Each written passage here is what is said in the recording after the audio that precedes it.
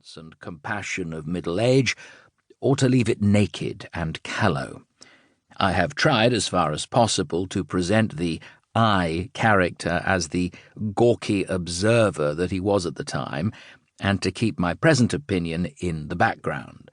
But there are certain times when the 42-year-old finds interpretations which were not apparent at the time. Though, for example, I was aware at the end of my time at Oxford of the reason for Vicky Bird's rustication, I did not realize till I came to write this book that the same reason lay behind his flight into anonymity. In brief, I have adopted the principles which William Hazlitt enunciated in his introduction to the serial publication of his Conversations of James Northcote, R.A. I have feigned whatever I have pleased. I have forgotten, mistaken, misstated, altered, transposed a number of things. All that can be relied upon for certain is a striking anecdote or a sterling remark or two in each page.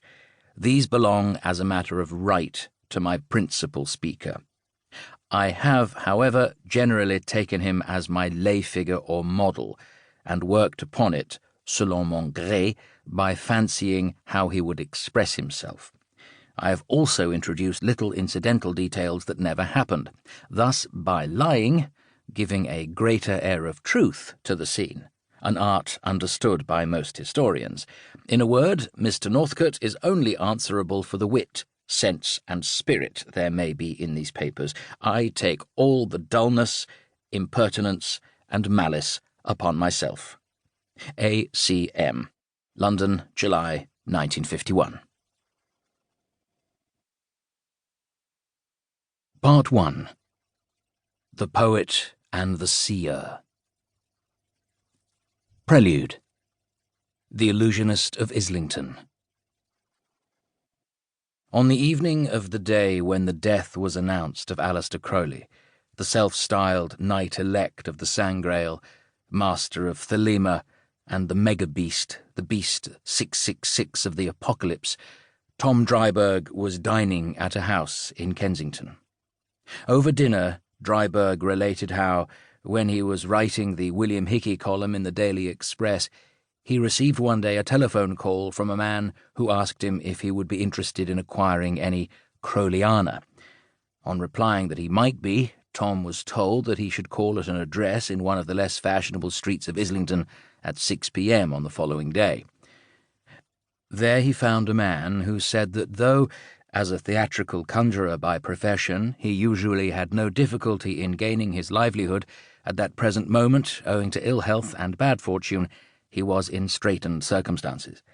This was the only reason which would induce him to part with the rare and curious works of the master. Crowley's literary work was in fact curious only by reason of its dullness, if exception be made of the pornographic novel which he wrote for one of his wives, who complained that she had nothing to read.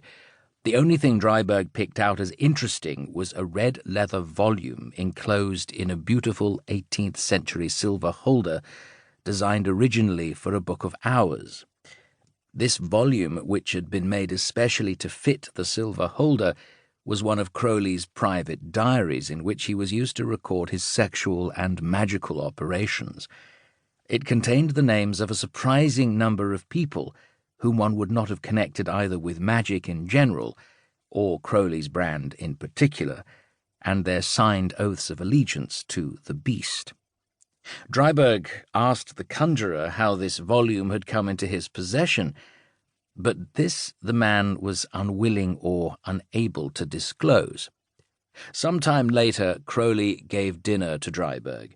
It was an excellent dinner, as anyone who ate with the beast would know, for when he had money there was no one more generous. There is no host like the man who has just borrowed a tenner, and when he had no money he thought nothing of playing host with the menu and wine list, and passing the bill to his guest. At the end of dinner, Crowley ordered a bottle of Perrier-Jouet 21 and later drew a magic symbol on the back of the menu and passed it to Dryburgh, asking him to describe what he saw in it, a clairvoyant parlour game of which he was fond and which he practised himself before coming to any important decision.